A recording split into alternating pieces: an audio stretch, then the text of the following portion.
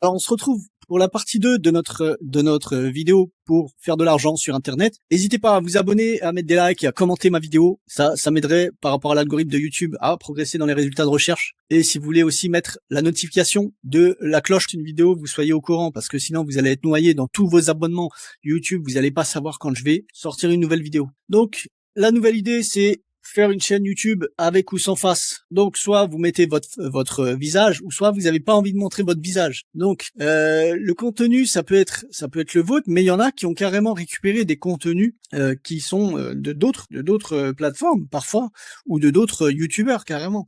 Je pense notamment à tout ce qui est vidéo réaction, où le mec finalement il fait que dalle à part réagir à une vidéo qui a déjà fait le buzz, vous voyez. Et il y en a qui font des montages de jeux vidéo ou des montages de choses qu'ils ont vues quoi, de ailleurs, de trucs de football et qu'ils ont juste commenté, etc.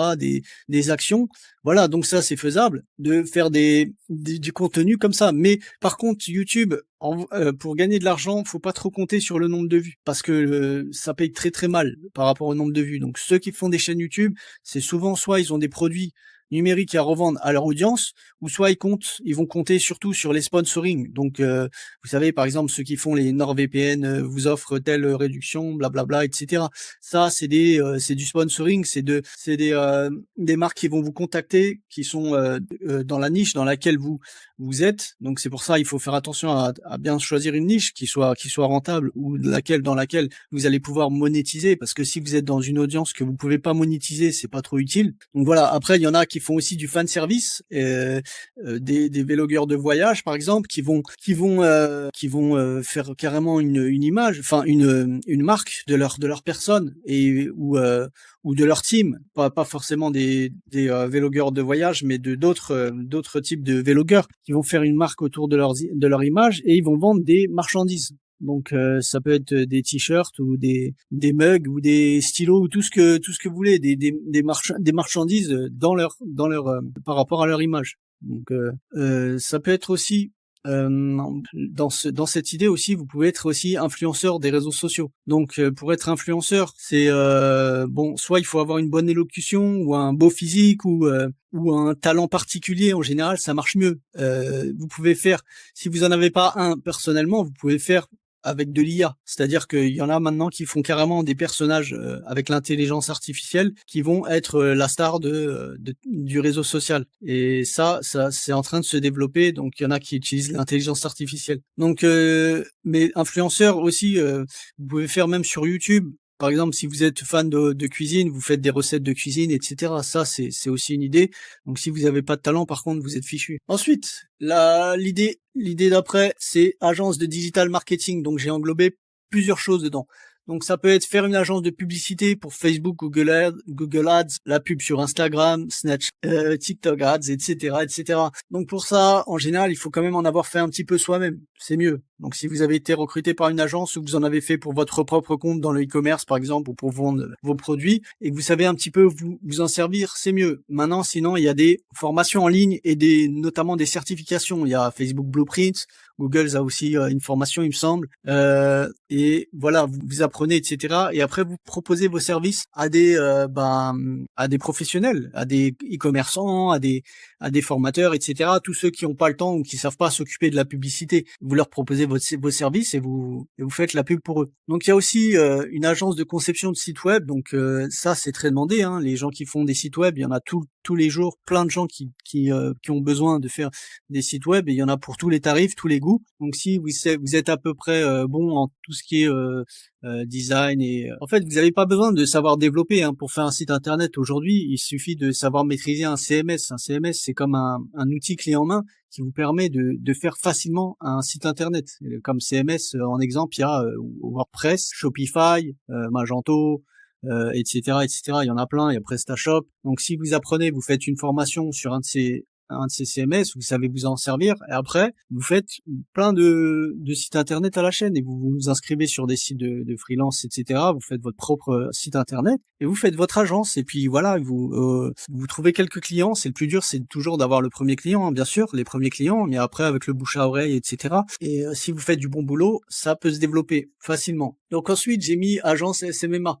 Une agence SMMA, en gros, c'est les agences qui gèrent les influenceurs. Donc les placer pour des promotions de produits, etc. Donc l'influenceur va gagner de l'argent, bien sûr, parce que la marque va les payer pour faire la promotion de leurs produits. Mais l'agence SMMA va prendre sa marge, sa commission, parce que c'est eux qui vont qui vont s'occuper de trouver les clients, etc. pour l'influenceur, parce que l'influenceur a pas trop cette fibre commerciale, il ne sait pas trop où trouver les clients, etc. Vous, ça va être votre boulot, c'est de trouver les clients et essayer de vendre au prix fort à vos influenceurs finalement. Voilà, donc votre objectif, ça va être déjà de trouver des influenceurs qui sont de qualité et qui ont une bonne audience avec un bon engagement, qui acceptent de travailler avec vous, et vous allez leur faire signer un contrat et ensuite vous allez essayer de les placer et leur placer des prestations de promotion de produits, etc. Ensuite, comme idée de business, il y a les SaaS, c'est Software as a Service. Qu'est-ce que c'est qu'un SaaS? C'est des applications, des logiciels qui sont en fait des services proposés aux entreprises, aux particuliers, souvent parfois qui sont des abonnements ou alors des ventes uniques. Ça peut être des ventes uniques, mais ça va être souvent sous forme d'abonnement. Donc il y a plein de logiciels et d'applications qui sont utilisés dans tous les business, hein, notamment dans Amazon.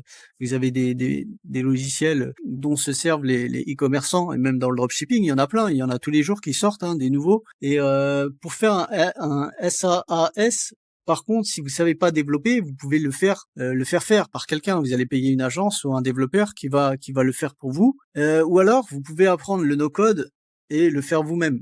Ou alors recruter quelqu'un qui maîtrise le no-code, parce que le no-code en fait c'est du développement, mais sans le développement, c'est en utilisant des outils qui simplifient en fait les choses. Donc ça c'est aussi une idée de faire un SaaS, donc soit en vendant les abonnements, etc., soit vous revendez carrément le SaaS à une entreprise qui en a besoin, et vous pouvez faire un bon billet comme ça. Donc toujours dans le développement informatique et les softwares, etc., il y a le fait de faire des thèmes et des applis, que ce soit pour WordPress, Shopify, etc. Je ne sais pas si vous avez déjà utilisé Shopify, mais vous vous rendez compte qu'il y a plein d'applis que vous pouvez payer en plus pour améliorer des fonctionnalités, etc., pour tout ce qui est e-commerçant et tous ceux qui ont des choses à vendre, etc. Et pareil sur WordPress, sur WooCommerce notamment, il y a des applications et aussi des thèmes qui sont mieux que les thèmes basiques qui sont donnés gratuitement. Donc c'est aussi, vous pouvez aussi vendre des thèmes soit en one shot, donc vous allez le vendre le thème directement, ou soit vous allez le vendre avec sous forme d'abonnement, avec une assistance qui est offerte. Donc la personne va vous payer tous les mois et vous allez assister. Mais bon, pour ça, c'est mieux d'avoir bien sûr des capacités en développement. Ensuite, une autre idée, ça va être d'être freelance. Donc il y a plein d'idées pour être freelance, et il y a des idées qui nécessitent pas forcément d'avoir fait un bac plus 5, bac plus 8. Il y a par exemple le copywriting ou copywriting. C'est à ne pas confondre avec le copyright. Le copyright, c'est le fait de ne pas avoir le droit de copier des films, des jeux vidéo, etc. Vous savez, ils ont des droits. Et par contre, le copywriting, en gros, c'est l'art de convaincre à travers les mots. Donc c'est de l'écriture, en fait, il s'agit d'écrire par exemple des fiches produits, des articles de blog, des tunnels de vente, etc. Et il y en a qui sont prêts à payer très cher pour ce service. Et il y a des formations en ligne qui existent pour faire ce métier, mais en général, ils vont pas vous apprendre quand même à écrire. En général, il faut quand même avoir ce talent, c'est l'écriture, et aimer ça.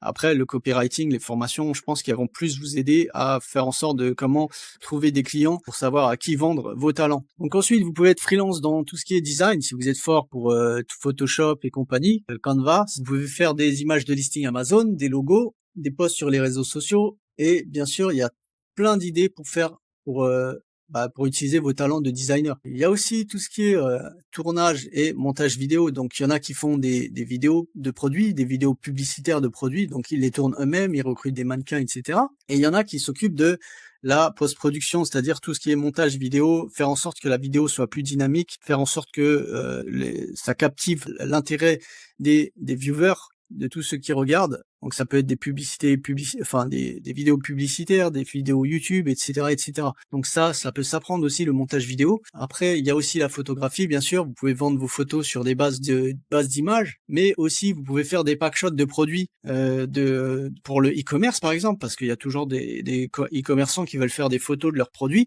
Donc si vous n'avez pas le matos vous-même mais vous avez le talent, vous pouvez louer des studios photos qui se louent à l'heure ou à la demi-journée et faire tout un tas de produits à la chaîne et revendre ça, revendre vos créneaux de photos, vos talents de photographe à des e-commerçants. Donc ça, c'est une autre idée. Il y a les voix off aussi, donc c'est poser votre voix sur une vidéo par exemple, sur une publicité, etc. Donc il y a plein de types de freelance et pour ça, je vous invite à aller sur les sites comme Upwork ou Fiverr.com ou son équivalent français comme Up. Ça, vous allez voir toutes sortes d'idées en parcourant les catégories, toutes sortes d'idées de ce que vous pouvez vendre freelance. Alors on termine aussi notre classement avec une idée qui est pas la meilleure selon moi, mais bon je vous la donne quand même, c'est le streaming sur Twitch ou Kick. Donc ce qui marche le plus en streaming, ça va être le streaming de jeux vidéo, mais en général c'est très dur d'avoir une audience sur ces sites-là parce que souvent c'est des gens qui ont déjà eu des audiences par exemple sur YouTube, qui ramènent leur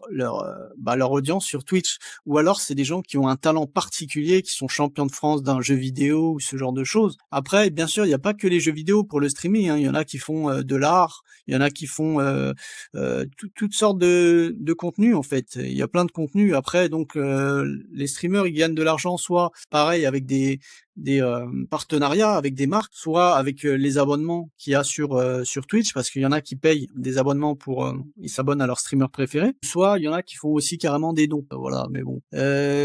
Pour ma part, c'est pas le meilleur business du tout parce que en fait, ça nécessite d'être présent. Contrairement à pas mal d'autres business dont je vous ai parlé avant, il y en a où vous pouvez faire de l'argent même en dormant. Et là, vraiment, en fait, les streaming Twitch et Kick, il faut être sur place, en fait. Il faut, si vous tombez malade, vous n'êtes pas là pendant 2-3 semaines, il y a votre audience limite, elle vous oublie. Vous êtes plus personne. Ils sont passés à autre chose. Ils ont découvert une autre personne qui va les divertir. Vous voyez.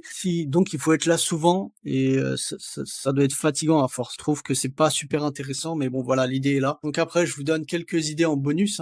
Il y a les testeurs de produits, que ce soit des testeurs de produits Amazon. Vous avez les produits gratuits, après vous pouvez soit les revendre, soit les garder pour vous. Les testeurs de jeux, ce qui est entreprise qui fait des sondages, etc. Bon, ça, c'est pas des choses qui rapportent énormément. Il y a le MLM, c'est le marketing multilevel. Alors ça, je suis vraiment pas fan, mais je vous l'ai mis parce que voilà, c'est quand même connu. Il y en a qui sont quand même intéressants, comme à l'époque, un des plus connus, c'est tout ce qui est Tupperware. Vous savez, les espèces de boîtes là, de la maman au foyer qui met sa nourriture dans les boîtes. Et ça, il y avait des réunions dans les maisons, dans les pavillons, des mamans qui faisaient des réunions, elles invitaient toutes leurs copines du coin et elles revendaient des boîtes comme ça. Donc le marketing de réseau multilevel, en gros, il y en a, moi ce qui me dérange, c'est que ça marche un peu comme des pyramides de Ponzi, c'est-à-dire qu'il y a des gens qui sont à la tête du truc et ils recrutent des petites mains, et ces mains-là vont recruter, qui vont se faire leurs propres équipes, etc. Et plus vous êtes en haut dans la hiérarchie, plus vous allez gagner de l'argent parce que vous allez prendre des commissions sur chacun de vos vendeurs qui sont en dessous de vous. Donc ça vous encourage à trouver d'autres vendeurs qui vont vendre pour vous, et ça vous encourage vous-même à vendre les produits. Donc il y a du MLM dans des services de voyage, dans des services dans de la cosmétique, même des trucs de gel aloe vera, etc. Enfin, et parfois les produits sont pas forcément exceptionnels. Donc c'est un peu gênant parce que dans le sens où des fois vous allez embêter votre cercle d'amis proches ou votre famille pour vous faire des achats, etc. Et c'est un petit peu vivre sous perfusion. Moi je suis pas fan de ce business. Ensuite aussi, vous pouvez devenir assistant virtuel. Donc vous allez aider des vendeurs Amazon, des e-commerçants, etc. pour faire le service client ou d'autres choses. Et ça peut vous aider potentiellement à vous former aussi, parce que vu que vous allez être au service de quelqu'un qui a souvent de la réussite, parce que s'il a les moyens de se payer un e-commerce, enfin un assistant, c'est que lui-même il fait de l'argent, donc ça va vous aider à apprendre. Après, c'est pas très rentable comme métier en soi, mais ça va vous permettre d'apprendre. Vous pouvez aussi être community manager, donc vous occupez des réseaux sociaux d'une marque ou d'une célébrité, etc. Voilà, ça c'est des métiers qui quand même nécessitent un peu plus